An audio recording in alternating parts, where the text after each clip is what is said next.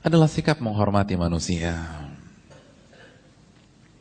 dan tidak merendahkan mereka.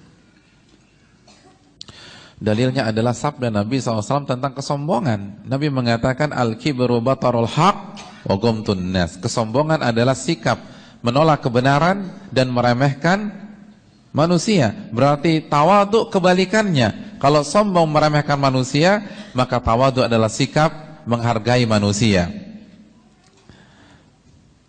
Dan puncak ketawaduan adalah apa yang dikatakan oleh Al-Imam Al-Hasan Al-Basri, sebagaimana diriwayatkan oleh Imam Ahmad dalam kitab Az-Zuhud, dan dikatakan juga oleh Yusuf bin Asbat, sebagaimana diriwayatkan oleh Imam Abu Nuaim dalam Hilyatul Auliya, bahwa puncak dari ketawaduan an takhruj min manzilik wala yalqa ahadan illa ra'aita annahu khairun mink. Puncak dari ketawaduan adalah ketika Anda keluar dari rumah Anda, lalu tidaklah Anda melihat seorang pun kecuali Anda merasa dia lebih baik daripada Anda, dia lebih takwa daripada Anda, dia lebih beriman daripada Anda, dia lebih tinggi derajatnya daripada Anda. Ini puncak dari ketawaduan, ketika kita merasa diri kita tidak sebaik orang lain lebih bertakwa dari kita. Ketika kita menatap saudara kita sebelah kanan kita meyakini atau kita merasa dia lebih bertakwa daripada saya. Ketika kita melihat saudara kita yang duduk di sebelah kiri kita melihat orang yang lebih baik daripada kita. Ketika kita menoleh ke belakang, maka yang kita toleh adalah orang yang lebih beriman daripada kita. Itu adalah sikap orang yang mencapai puncak ketawaduan, ketika dia merasa orang lain lebih baik daripada dia, lebih soleh daripada dia, lebih bertakwa daripada dia. Dan ini yang harus kita latih, yang harus kita camkan. Kita harus hilangkan segala jasa-jasa kita tentang diri kita. Makanya Al-Imam Syafi'i mengatakan arfa'un nasi qadran man la yara qadrahu. Orang yang paling tinggi keutamaannya adalah orang yang tidak melihat dirinya punya keutamaan. Wa akbarun nasi fadla man lam yara fadlahu. Dan orang yang jasanya paling besar, kedudukannya paling tinggi adalah orang yang merasa tidak punya kedudukan. Itu ketawaduan, hadirin yang dirahmati oleh Allah Subhanahu wa taala. Oleh karena itu, setiap kita melihat saudara kita, camkan baik-baik, dia lebih baik daripada kita. Makanya ulama mengatakan, kalau kita melihat ada orang lebih muda daripada kita, pola pikir kita yang kita gunakan adalah orang ini dosanya lebih sedikit daripada saya. Ya tidak? Ya kan lebih muda. Berarti baliknya duluan siapa? Duluan kita. Berarti dosanya lebih sedikit dia, karena durasi baliknya lebih banyak kita. Lalu ketika kita melihat orang lebih tua daripada kita, pola pikir yang harus kita gunakan apa? Dia lebih banyak beribadah daripada saya. Kenapa? Karena usianya lebih tua.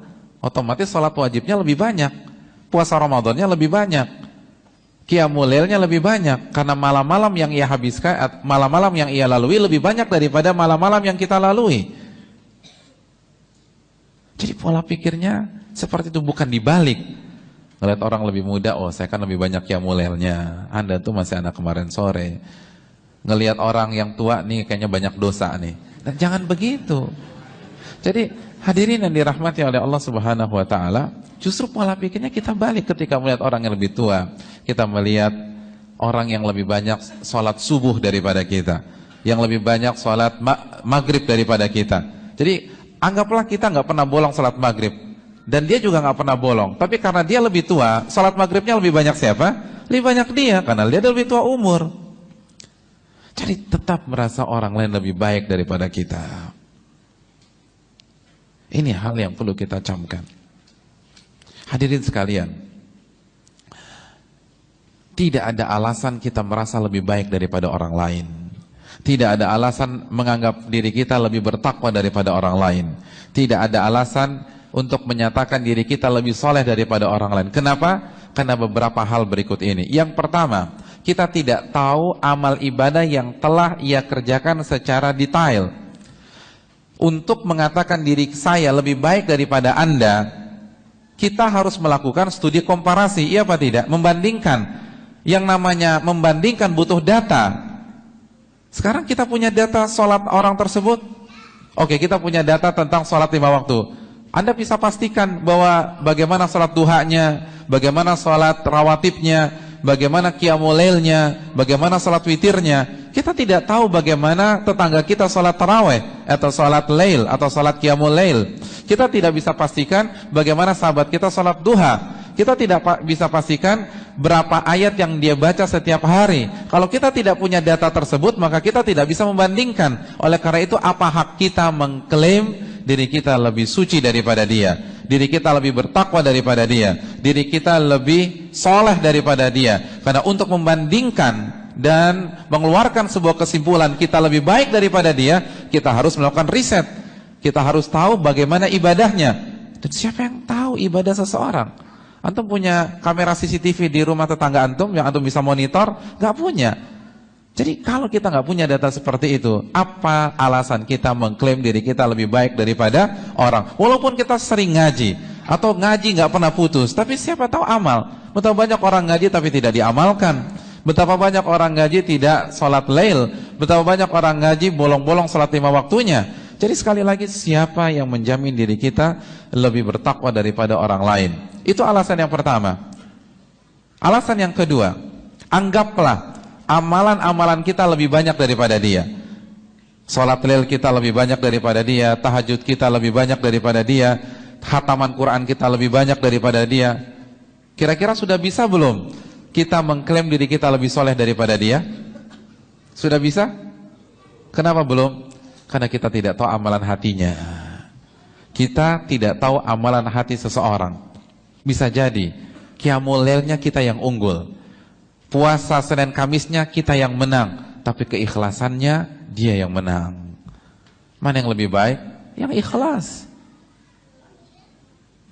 Hadirin yang dirahmati oleh Allah Subhanahu wa taala. Ada beberapa contoh yang menarik tentang masalah ini. Di antaranya, ketika sebagian ulama, di antaranya saya pernah mendengar langsung dari salah satu murid Syekh Albani rahimahullah, Syekh Walid, yang sekarang berada di Madinah. Beliau bertanya pada saat beliau mensyarah Sahih Muslim, siapa yang lebih baik kedudukannya di sisi Allah, Abu Bakar atau Abdullah bin Amr bin As? Kalau antum ditanya, jawabannya siapa? Yang paling mulia di sisi Allah, Abu Bakar As-Siddiq atau Abdullah bin Amr bin As?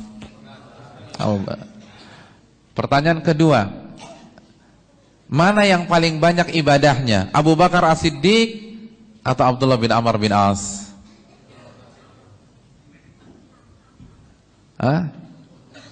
Abdullah bin Amr bin As lebih banyak ibadahnya daripada Abu Bakar As-Siddiq.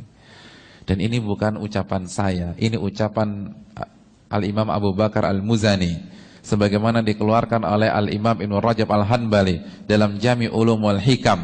Abu Bakar Al-Muzani mengatakan, ma faqa Abu Bakar ashaban Nabi sallallahu alaihi wasallam bisaumin wala salah. Abu Bakar tidak pernah mengalahkan para sahabat-sahabat yang lain dengan salat beliau atau dengan puasa beliau. Artinya apa? Salat dan puasa Abu Bakar itu standarnya para sahabat. Jadi biasa-biasa saja, sesuai standar. Bukan standar kita ya, bukan. Oh berarti sama dengan saya dong Ustaz. Bukan. Ini sahabat, kita sedang berbicara generasi terbaik. Jadi sesuai standar. Namun kata Al-Imam Abu Bakar Muzani mengatakan, namun yang membuat beliau unggul dan menjadi sahabat terbaik, bahkan menjadi manusia terbaik setelah para nabi dan rasul, sesuatu yang kokoh di dalam hatinya. Hadirin yang dirahmati oleh Allah Jalla wa'ala, sekali lagi kita tidak boleh merasa diri kita lebih suci daripada orang lain, lebih bertakwa kepada orang lain, lebih soleh daripada orang lain, dan tidak ada alasan kita untuk mengklaim seperti itu.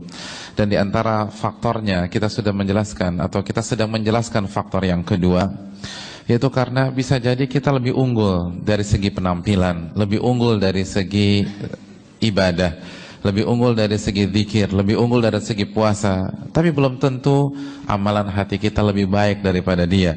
Mungkin penampilan dia biasa saja, mungkin salat duhanya jarang dia lakukan, mungkin ia hanya mengerjakan salat witir pada waktu malam, namun keikhlasannya melampaui keikhlasan kita, tawakalnya kepada Allah melampaui tawakal kita, yakinnya kepada Allah melampaui keyakinan kita. Dan kita sudah jelaskan bahwa sebagian para ulama membandingkan antara Abu Bakar As-Siddiq dan Abdullah bin Amr bin As. Secara kedudukan tidak ada yang meragukan bahwa Abu Bakar lebih unggul daripada Abdullah bin Amr bin As.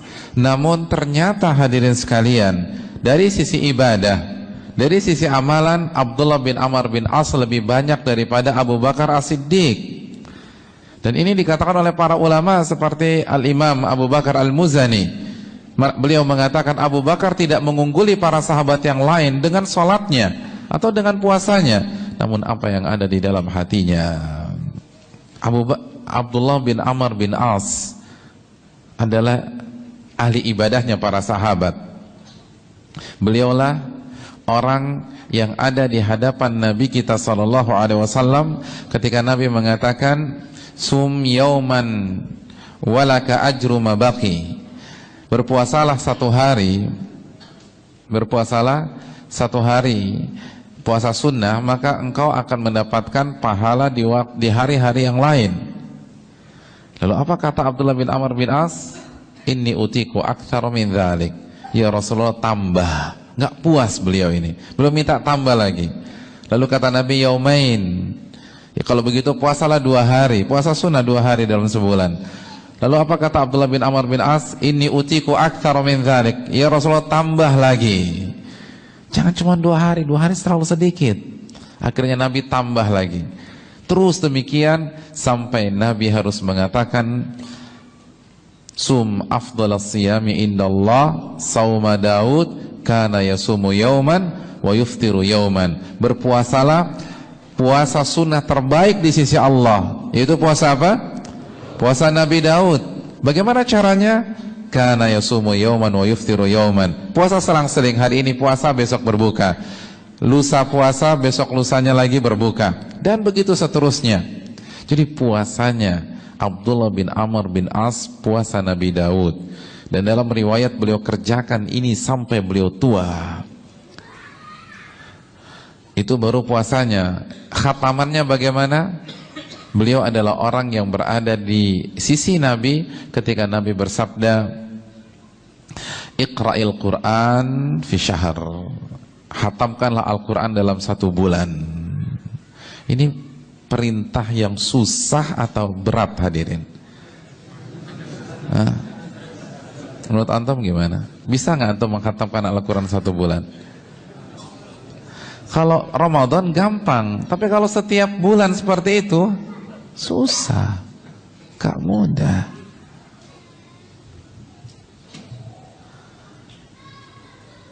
Kira-kira kalau antum ada di hadapan Nabi saat Nabi memerintahkan demikian, respon antum apa? Apa respon antum? Khatamkanlah Al-Quran selama 1 bulan. Rukhsahnya apa ya Rasulullah? Jadi pertanyaan pertama nyari rukhsah biar bisa nggak ngerjain.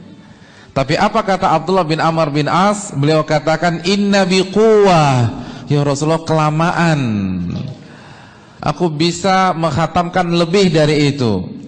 Lalu Nabi mengatakan kalau begitu 20 hari, kelamaan ya Rasulullah. Lalu Nabi singkatkan lagi, kelamaan ya Rasulullah, sampai Nabi harus mengatakan la yafqahuhu man tidak akan bisa mentadabburi barang siapa menghatamkan Al-Quran aqalla min thalath, lebih cepat dari 3 hari. Semenjak hari itu Abdullah bin Amr bin As harus memperlambat tempo beliau yang biasanya mengkhatamkan Al-Quran sekali dalam sehari menjadi sekali dalam 3 hari. Allahu Akbar. Itu Abdullah bin Amr bin As, khatamannya 3 hari. Itu pun dalam tanda kutip dipaksa oleh Nabi SAW, karena sebelum sabda ini beliau dengar khatamannya berapa? Sehari sekali. Ada orang seperti itu di antara kita. Tapi dari sisi derajat, dari sisi keutamaan, lebih tinggi Abu Bakar As-Siddiq radhiyallahu taala anhu. Kenapa? Amalan hati. Amalan hati, hadirin sekalian. Jangan remehkan amalan hati. Dan karena faktor ini juga, seseorang yang tidak dikenal di dalam dunia ilmu menjadi tabi'in terbaik. Siapa tabi'in terbaik? Uwais Al-Qarni. Dalam hadis riwayat Imam Muslim, Nabi mengatakan afdalut tabi'in rajulun yuqalu Uwais atau kama qala. Tabi'in terbaik adalah seseorang yang bernama Uwais Al-Qarni. Saya ingin bertanya, apakah beliau pakar fikih? Tidak. Antum pernah mendengar madhab Uwais Al-Qarni dalam ilmu fikih? Gak ada. Yang antum pernah dengar madhab Sa'id bin Musayyib? Apakah beliau pakar tafsir? Antum pernah dengar Uwais Al-Qarni mentafsirkan ayat ini seperti ini? Yang antum sering dengar ini qaul Mujahid, perkataan Tawus. Beliau biasa saja. Bahkan beliau adalah orang yang suka diolok-olok di kampungnya. Berbeda dengan Sa'id bin Musayyib, pakar hadis, pakar fikih. Beliau adalah murid langsung dari Aisyah radhiyallahu taala anha. Berbeda dengan Mujahid, beliau adalah murid langsung dari Abdullah bin Abbas, Abdullah bin Umar.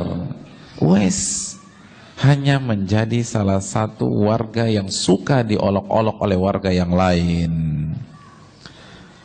Tapi apa yang membuat beliau begitu menonjol dan memuncaki seluruh tabi'in di generasi tersebut? Salah satu alasannya amalan hati. Beliau pernah punya penyakit kusta stadium 4 parah.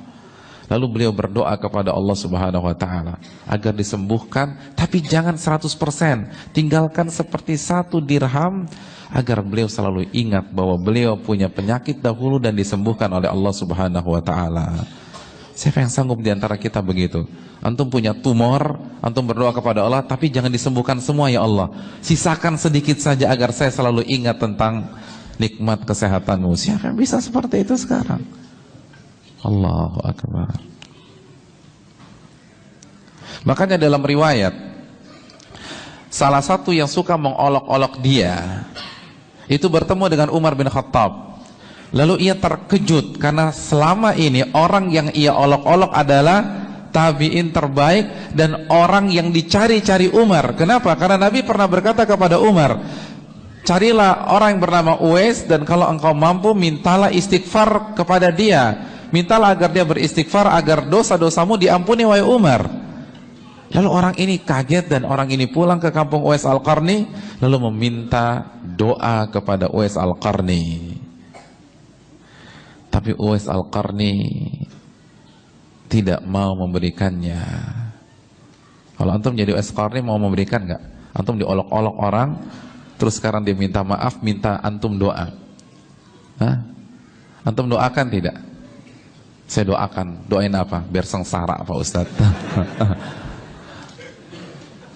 Uwais Al-Qarni tidak mau mendoakan kecuali dengan 2 syarat. Syarat yang pertama, kata dia, engkau jangan olok-olok diriku lagi. Jadi sudah, mulai saat ini jangan olok-olok saya.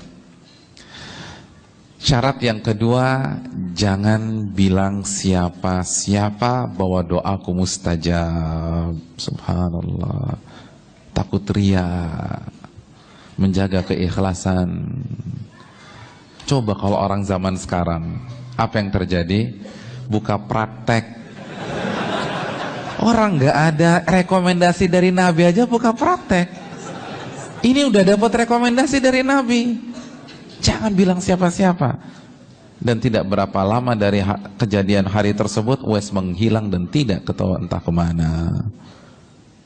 Jadi hadirin sekalian, sangat mungkin terjadi jamaah lebih hebat daripada ustadznya, jamaah lebih bertakwa daripada ustadznya, jamaah lebih soleh daripada ustadznya. Lihat, yang dikalahkan oleh Uwais Al-Qarni ini bukan orang sembarangan, Sa'id bin Musayyib. Dan Sa'id bin Musayyib bukan hanya ulama, tapi ubad, ahli ibadah. Sa'id bin Musayyib ahli ibadah, 40 tahun senantiasa mendengarkan adzan dari masjid. 40 tahun 40 tahun tidak pernah tertinggal salat jamaah. Dan 30 tahunnya sudah berada di masjid ketika adzan dikumandangkan. Ada orang seperti itu sekarang, 40 tahun gak pernah absen salat berjamaah di masjid. Dan 30 tahun diantaranya sebelum adzan sudah ada. Tapi kalah dengan Uwais Al-Qarni. Jadi sekali lagi, ini generasi terbaik setelah sahabat. Yang dikalahkan Uwais bukan orang-orang sembarangan, ahli ibadah, ahli ilmu, penghafal-penghafal hadis, ribuan hadis mereka hafal. Tapi yang justru menonjol Uwais Al-Qarni. Ini mengingatkan kita dengan sebuah hadis riwayat Muslim. Nabi mengatakan, rubba ash'ata akbar madfu'in bil abwab law aqsama 'alallahi la abarrah. Kata Nabi SAW, rubba hadirin, sebuah kata dalam bahasa Arab untuk mengungkapkan sesuatu dengan kuantitas yang banyak.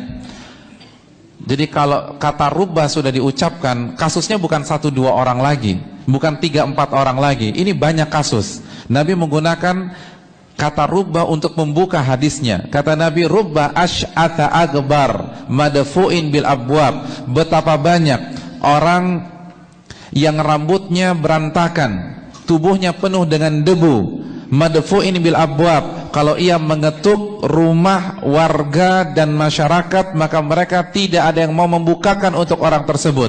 Dia ngetok rumah kita ngintip, ya ini orang lagi, paling minjem duit. Jadi udah underestimate, sudah meremehkan karena penampilannya nggak meyakinkan, rambut berantakan, tubuh penuh dengan debu, madfu'in bil abwab, ditolak oleh orang. Tapi apa yang terjadi? Lau aqsama 'alallahi la abarrah. Sekali dia berdoa kepada Allah, langsung Allah ijabah. Mengetuk pintu manusia tidak diterima, mengetuk pintu langit langsung dikabulkan oleh Allah. Dan sekali lagi Nabi membuka hadis ini dengan kata-kata rubba, artinya banyak orang seperti itu. Bukan 1-2 orang, banyak orang yang diremehkan, tapi begitu dia meminta kepada Allah, diijabah oleh Allah. Hadirin sekalian, jangan meremehkan orang. Ustaz, bagaimana kalau orang tersebut pelaku kemaksiatan atau pelaku kebid'ahan, boleh nggak kita remehkan? Tidak boleh. Saya ingin bertanya hadirin sekalian, dosa selain syirik ada peluang diampuni Allah apa tidak? Ada peluang diampuni? Ada. Bid'ah yang non syirik ada peluang diampuni? Ada, selama bukan syirik. Jadi bisa jadi dosanya diampuni Allah, lalu kita remehkan, justru kita terjatuh ke dalam dosa sombong yang akan membuat kita diazab di dalam api neraka. Bukankah kita ingat hadis Bukhari ketika ada seorang pezina, baghiyun min baghaya Bani Israel, seorang bukan pezina ya, pelacur dari pelacur-pelacur Bani Israel. Lalu ia melihat seekor anjing yang tawaf mengitari sebuah sumur. Dia kehausan, tapi dia tidak bisa berbuat apapun, karena apabila seekor anjing itu masuk ke dalam sumur, dia bisa minum, namun dia tidak bisa naik kembali. Akhirnya apa yang terjadi? Fanaza'at muqaha, dia buka sepatu bootnya, lalu pelacur itu masuk ke dalam sebuah sumur itu, lalu ia ambil air dengan sepatu bootnya dan ia keluar lagi dan ia berikan kepada seekor anjing. Apa kata Nabi SAW? Faghufira laha bihi, maka Allah mengampuni dosa-dosanya. Pelacur, bukan pezina. Ini sudah komersil, ini prof, bukan hanya zina suka sama suka atau sekali 2 kali. Ini profesi. Allah ampuni dosa-dosanya karena perbuatannya ini. Apa penjelasan Syekhul Islam? Apa penjelasan Ibnu Hajar dalam masalah ini? Karena jangan salah paham ya, jangan pulang dari sini memutuskan untuk berzina. Kenapa? Karena tetangga saya punya anjing, Ustadz. Kan begitu, tinggal saya kasih minum, kasih susu, insya Allah dosa-dosa saya habis. Tidak, inti hadis ini bukan kasih minum anjing. Kata para ulama, inti hadis ini keikhlasan. Karena keikhlasannya lah dosa-dosanya diampuni oleh Allah Subhanahu wa taala. Bagaimana tidak ikhlas? Yang dia tolong anjing. Anjing selucu-lucunya nggak mungkin mengatakan jazakumullah khairan atau syukron katsiran. Anjing nggak bisa traktir makan antum. Anjing nggak punya karir. Kalau antum nolong orang, mungkin antum ada harapan dia menjadi pejabat. Nanti ketika jadi pejabat ingat kita. Anjing nggak punya kesempatan jadi pejabat. Anjing nggak mungkin terpilih dalam 2014, nggak mungkin. Anjing. Dan ketika dia tolong, nggak ada siapa-siapa, nggak ada saksi mata yang melihat dan bisa memuji wanita tersebut. Dia tolong sendirian. Oleh karena para ulama mengatakan intinya bukan memberikan minum anjing, tapi intinya keikhlasan.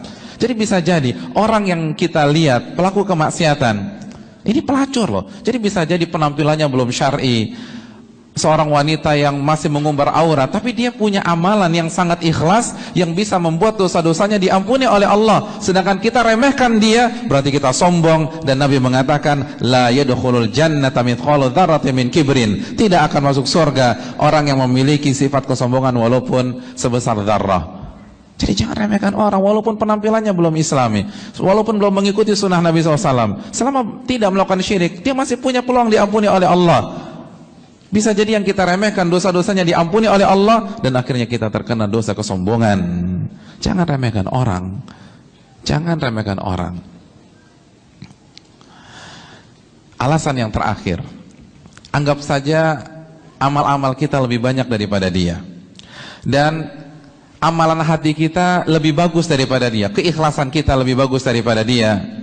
Lalu tawakal kita lebih bagus daripada dia. Takut kita lebih takut daripada dia. Harapan kita lebih berharap daripada dia. Amalan hati kita lebih bagus daripada dia. Bolehkah kita meremehkan orang? Tetap tidak boleh. Kenapa? Karena pertandingan belum berakhir, perlombaan belum usai. Fastabiqul khairat. Islam memberikan konsep perlombaan dan kita belum menyentuh garis finish. Kita belum tahu bagaimana kondisi kita saat kita menghembuskan nafas kita yang terakhir, dan kita tidak tahu bagaimana kondisi dia pada saat dia menghembuskan nafas dia yang terakhir. Mungkin pada detik ini dia menentang dakwah, mungkin pada saat ini dia memfitnah kita, mungkin pada saat ini dia menjelek-jelekan ajaran sunnah Nabi SAW. Tapi kita tidak tahu hasil akhirnya. Kita tidak tahu bagaimana di akhir hayatnya. Bisa jadi dia bertobat kepada Allah Subhanahu wa taala dan kita justru mengendur, justru kita down, kita turun dan kita kembali kemana pada saat kita tidak mengenal dakwah ini. Sangat mungkin terjadi. Saya ingin bertanya kepada antum semua, siapa yang pertama kali masuk ke dalam agama Islam? Bilal bin Rabah atau Umar bin Khattab radhiyallahu taala an? Siapa yang pertama kali masuk Islam? Bilal bin Rabah. Saat Bilal bin Rabah sudah mengucapkan la ilaha illallah, Umar masih sibuk menyiksa umat Islam.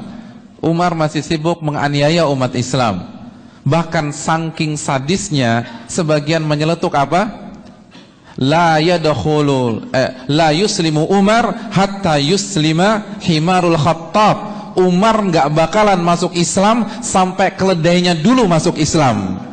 Bayangkan, artinya mustahil. Levelnya tuh keledai. Sebagaimana keledai nggak mungkin mengucapkan la ilaha illallah, Umar nggak bakalan mengucapkan la ilaha illallah. Bayangkan keledai, saking sadisnya, saking angkernya Umar bin Khattab radhiyallahu anhu pada saat itu.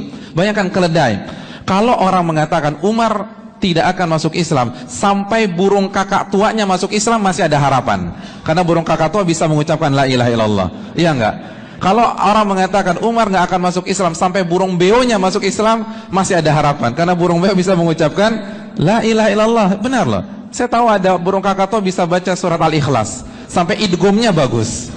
Beneran ada. Karena tinggalnya di samping musola. Beneran ada ini. Bisa adzan. Jadi kalau disamakan dengan burung kakatua, burung beo masih ada harapan. Tapi ini keledai. Keledai udah nggak ada harapan. Kenapa? Karena sadisnya Umar bin Khattab pada saat itu. Makanya pada saat itu, kalau kita ketemu Umar bin Khattab, lalu nggak digebukin, nggak dipukulin, kita pulang dalam kondisi terharu. Terharu. Oh, baik banget Umar bin Khattab. Kenapa saya lewat beliau nggak dibukin? Bayangkan antum pernah ketemu orang seperti itu? Kita kan terharu kalau dikasih uang, kalau dikasih hadiah. Ini saking galaknya, kita nggak diapa-apain, kita bisa terharu biru dari Umar bin Khattab.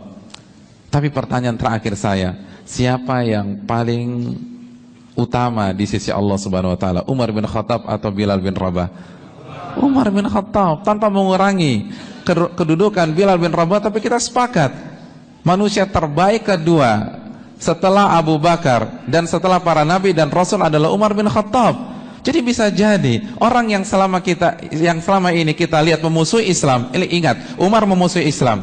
Jadi bisa jadi sekali lagi orang yang kita lihat selama ini memerangi dakwah, menjelek-jelekan sunnah Nabi, memfitnah dan mendiskreditkan, menyudutkan, bisa jadi bulan depan dia berubah, bisa jadi tahun depan dia hijrah, bisa jadi 5 tahun yang akan datang dia mengikuti sunnah Nabi SAW. Dan ketika dia mengikuti sunnah, dia lebih hebat daripada kita. Sangat mungkin, karena sejarah sudah membuktikan.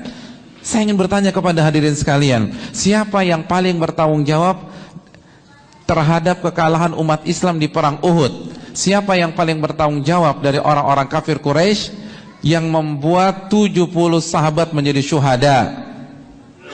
Siapa yang paling bertanggung jawab? Ada 2 orang.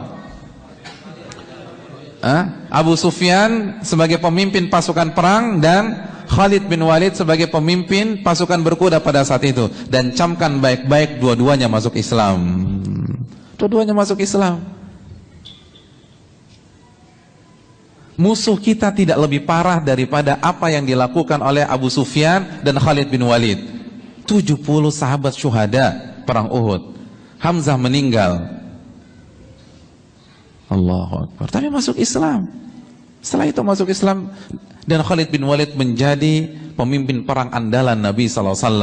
Sehingga gelar beliau apa? Sayfullahul Maslul, pedang Allah yang terhunus. Jadi sangat mungkin orang yang selama ini memerangi kita, bulan depan membantu kita. Di perang Uhud, Khalid bin Walid mencari kepala Nabi SAW. Namun setelah masuk Islam, beliau adalah orang yang pertama kali membela kepala Nabi SAW. Jadi jangan meremehkan orang. Bisa jadi yang kita remehkan justru menjadi pahlawan dakwah ini. Bisa jadi yang kita remehkan bisa jadi lebih berarti daripada kita. Karena sejarah sudah membuktikan. Jadi tidak ada alasan kita meremehkan orang, walaupun sekarang orang itu masih bermaksiat. Jadi ketika kita melihat seseorang itu penampilannya belum sesuai dengan sunnah atau amalannya belum sesuai dengan sunnah, jangan remehkan. Jangan remehkan, karena bisa jadi mereka bertaubat.